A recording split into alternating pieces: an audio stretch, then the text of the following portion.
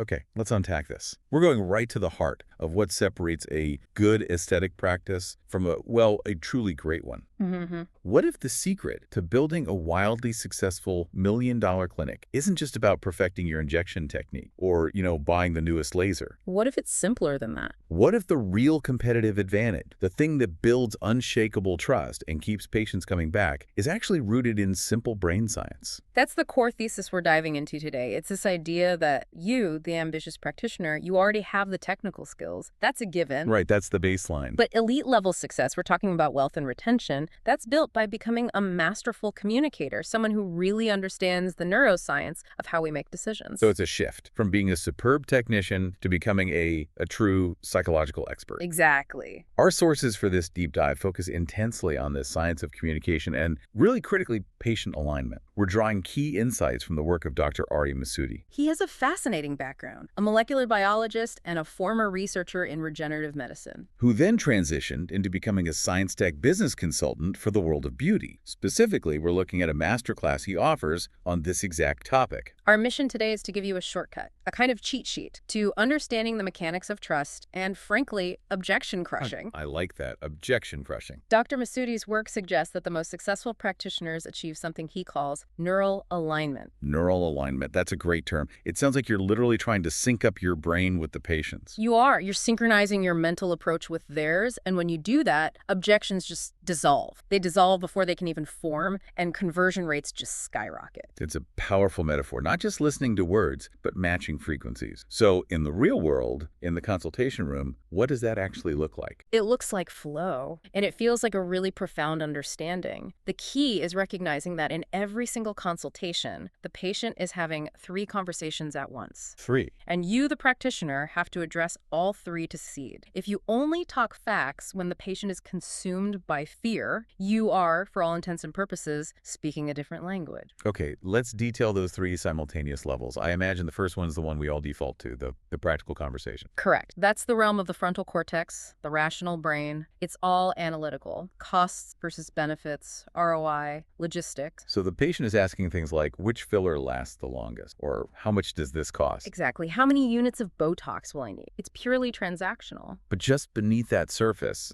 there's the emotional conversation. And this is where the real decisions get made, right? Absolutely. This is dominated by the amygdala and the hippocampus, the brain's headquarters for risk, for fear, for emotional memories. Patients aren't calculating molecular weights here. No, they're feel. They are feeling worried about pain, scared of looking done, or, excited about maybe feeling confident again. This level is the trust builder, or if you miss it, the practice destroyer.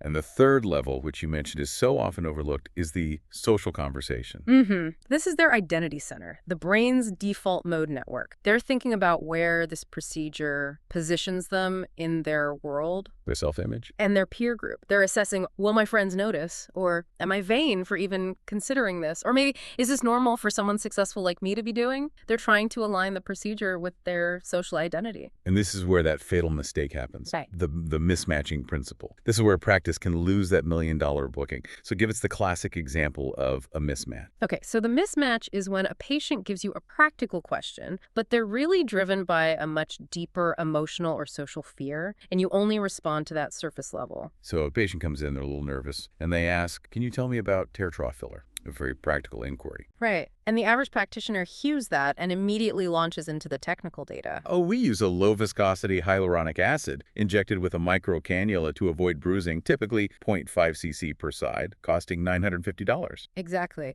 But the patient who's operating on that emotional level is actually terrified. Terrified they'll bruise badly before a huge work event, or that they'll end up looking puffy like some botched Instagram posts. And because you went straight to the technical specs. You never once acknowledged or addressed their core fear. You basically confirm to their subconscious that you're just a technician, not a safety-conscious partner. And so she leaves without booking, feeling totally unheard. It's the difference between hearing the words and hearing the music behind the words. The source uses a great example with Botox. What does a matched emotional first response look like? Well, the mismatched one is what we see all the time. Just listing units, needle size, how long it lasts. The patient just hears, I am an object that needs 25 units. But the matched emotional first response, it starts by validating their experience. You might say something like, those lines can be frustrating, can't they? They often make us feel like we look perpetually tired or stressed, even when we're not. Many of my patients felt exactly that way before we started. My priority is always that you leave here looking completely refreshed, completely natural, and just feeling great. See how that shifts the whole conversation? You acknowledge the emotional driver feeling stressed before you present the technical solution. You meet them where they are, and only then, once you have that trust, do you transition to practical stuff. That brings us perfectly to the next layer here,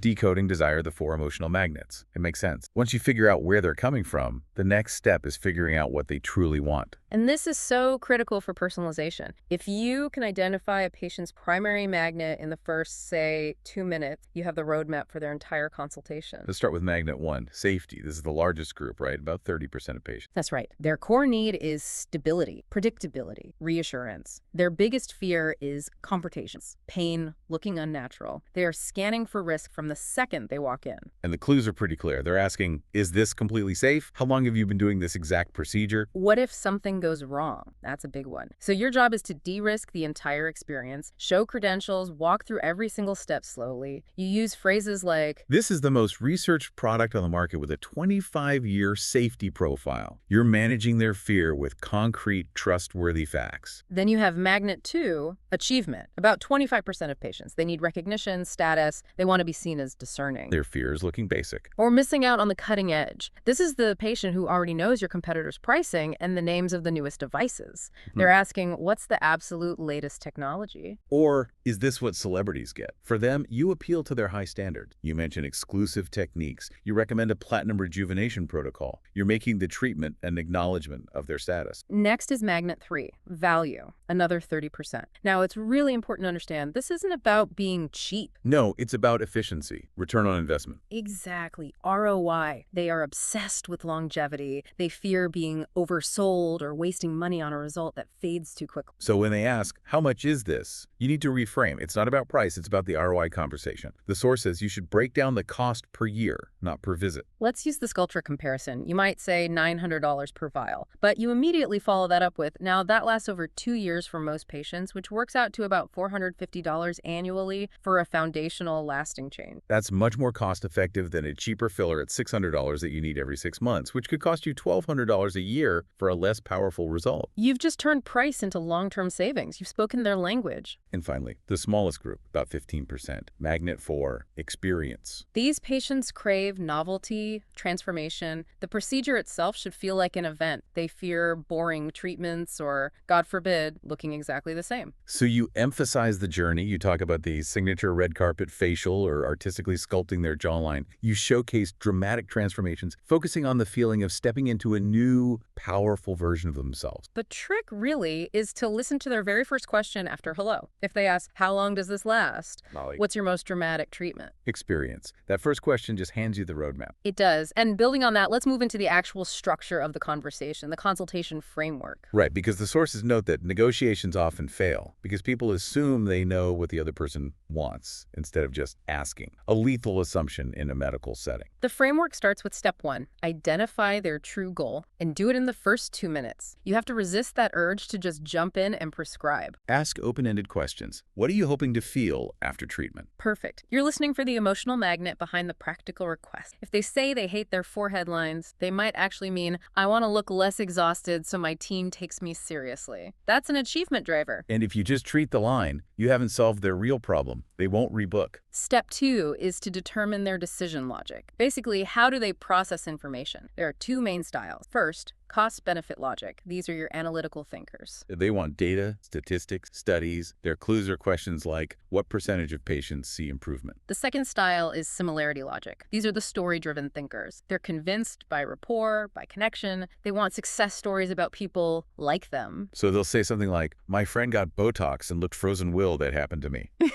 You have to respond with personalized stories, not just data. Step 3 is simple, but so crucial. Match their communication style. If they're a fast talker, pick up your pace. If they're reserved and analytical, you stay highly professional and data-focused. You mirror their rhythm. And step 4 is strategic questioning. The sources show that elite practitioners ask up to 20 times more questions, but not just any questions. No, they're asking questions that guide the patient into self-conviction. So the patient sells the solution to themselves themselves? Give me an example. They're value-based questions. Looking younger is one thing, but what's most important to you in that feeling? Or judgment-based questions like, do you think addressing this area could help you feel more confident when you present at work? And when the patient has to say yes out loud, they own the decision. They own it. Okay, we have the framework. Let's talk about the subtle traps that destroy all that hard work, the communication mistakes. Mistake number 1, leading with facts when they need feelings. If a patient says, I'm worried about looking fake, the wrong response is to start talking about your product's technical superiority. The right response is addressing the fear first. I hear that concern constantly. It's so valid. Natural is my absolute specialty, and we'll do this in stages to make sure we get that result. Empathy, then data. And mistake number 2 is the interruption trap, giving solutions before you really understand the problem. One study found doctors interrupted patients after just 18 seconds on average. 18 seconds. But the crucial part was that patient satisfaction doubled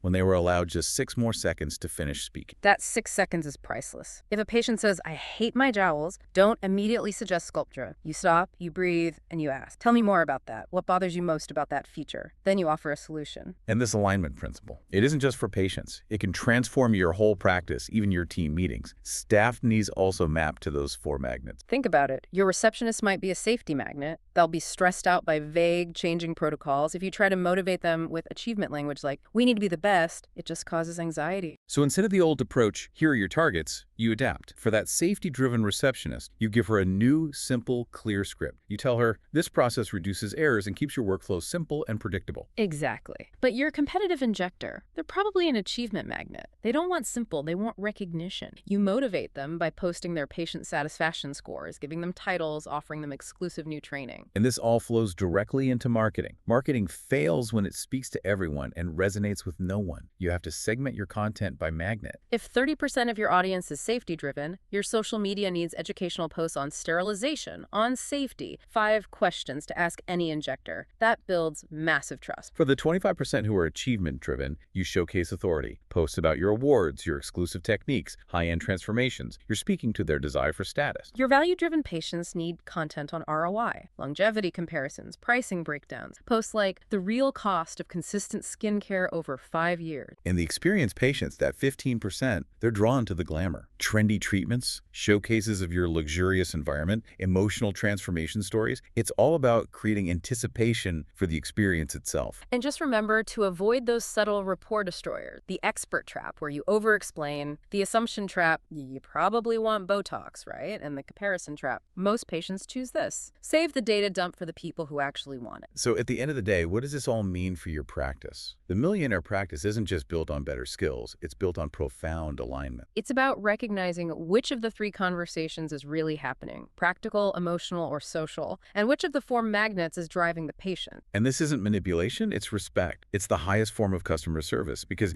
you're meeting them where they are, speaking their language instead of forcing them to speak yours. Precise. All right, here is your final provocative thought for the week. Based on these findings, we challenge you to apply one specific action today in your very next consultation before saying anything about treatments, products, or cost. Just ask one open-ended question that prompts an emotional response, and then listen for 60 uninterrupted seconds. Just notice what you learn about their emotional magnet, their true underlying goal that you typically miss when you're rushing to offer the solution. That's 60 seconds of focused patience. It could be the most valuable investment you make all week.